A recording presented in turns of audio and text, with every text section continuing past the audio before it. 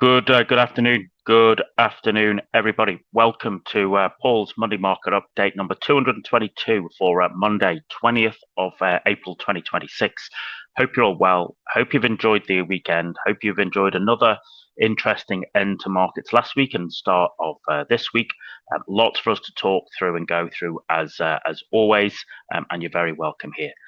If you're joining us for the first time, the Monday Market Update is just that. It is me flying through as much as I can share with you in the next 30 minutes, looking at strength and weakness within FX indices and commodities markets.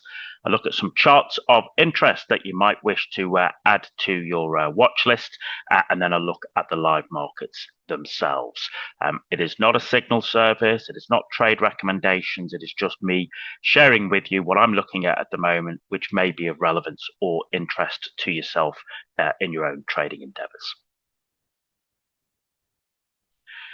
As always, you are very welcome here. Just remember that you are always responsible for your own trading decisions.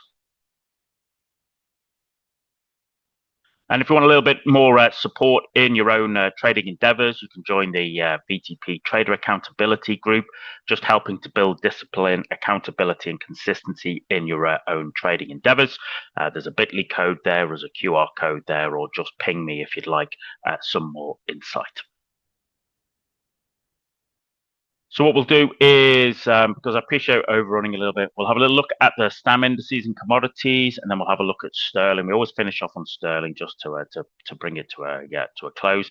As I said, I apologise. The last couple of months I've overrun in the sessions, but a lot of that is just to do with there is so much going on in the world that I particularly just want to try and share with you. Some indices charts here, okay. So we've got Dow, okay, Nasdaq, S&P 500, Russell, FTSE, Nikkei, DAX, and oil. Okay, so oil's the story, isn't it? Okay, and you can see that 4-hour chart there. How we, this is West Texas. How we drifted our way down, really, from starting last week up at 105, 106 to finishing the week there. Okay, around about 84. Once again, we've gapped up, but interestingly, do you know what? If you look at that into the European session, overnight Asian session, European session, we've pretty much just gone sideways there, haven't we? We haven't filled that gap, all right? We've just gone sideways. People are just waiting for to see what the Americans do when they open up. That's the way I would be viewing that. Interestingly, as we said, just look at that. This is S&P 500 on the weekly. Bang. That is wore off, risk on giddiness, just ploughing its way back up to highs, closing above 7,000. That's just quite some move, isn't it, ladies and gentlemen? Absolute storming move there, okay? The daily chart is just showing it that last week, bang, and will that continue this week, okay? Will that continue? That is just, it's just that bullish move, and, we can see it. Dow hasn't followed through to the highs, but Nasdaq certainly has as well there, okay? It's pushed its way there. It's been a really strong trend there. As has Russell. Okay, Russell as well. Just basically closed that new highs there. That's quite something, isn't it? Quite something. When you consider we have had tariffs, okay, tariffs and major war, and we have pushed, in 1 year we've pushed from lows to new highs. That's just that's the world we live in. Interestingly, if you look elsewhere, DAX, I was curious that last week that giddiness hadn't followed through above the 50. Well, it did last week, and we pushed our way, and you'll be looking at that as kind of that bullishness there. Okay, this is the daily chart here. We're above the daily 50, 200 there. Okay, so even those European indexes are pushing their way higher, closer to home. FTSE, okay, is also pushing its way, okay, up towards those highs. Will there be any impact based on those kind of malingering political shenanigans with Starmer et al? We shall have to wait and see. Okay, we'll have to wait and see. All right. Looking at the UK gilts, okay, considering the pressure that is building on Starmer, the gilt yields have continued to sort of loosen a little bit. Whether that is just markets realizing that he's unlikely to get kicked out before the local elections, which I think are the 7th of May.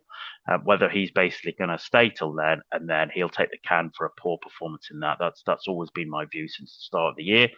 But in terms of FTSE, interestingly, you know, kind of FTSE is just having run its way up. It's just kind of going a little bit sideways there, isn't it? A little bit sideways and not much to get excited about there in that sense. We look at a couple of the commodities. So gold, people are interested in gold. There's been some fascinating swings on there. The way I look at gold is, you know, having made that kind of war lows, should we call it that? We're back up above the 20. We're back making weekly higher closes. Okay, you know that is there is you know demand there. Okay, we're interestingly just underneath, okay, just underneath that daily 50. I think if that daily 50 goes, then 5,000 is on its way, and if 5,000 gets above 5,000, well, you know that's you know we're back then pushing towards those highs that we saw. But that has been, if you look at that, that has been quite some significant swings there, haven't it? In that particular sense, ladies and gentlemen. Probably what's been more clearer has silver. This is silver on the daily chart. Okay, silver. We were, you know, when I spoke a couple of weeks ago, we were sort of just pivoting at around $70, pivoting around $70. But you can see the lows around that supporting trend line. Okay, of those lows, and now bang, here we are at 80. And whether that is a reflection that kind of wore off, risk on, demand for silver, okay, industrial demand for silver increases, and that pushes us back up above 80. Well, it has been a clearer move there from silver, hasn't it? Quite clearly. Bitcoin as well.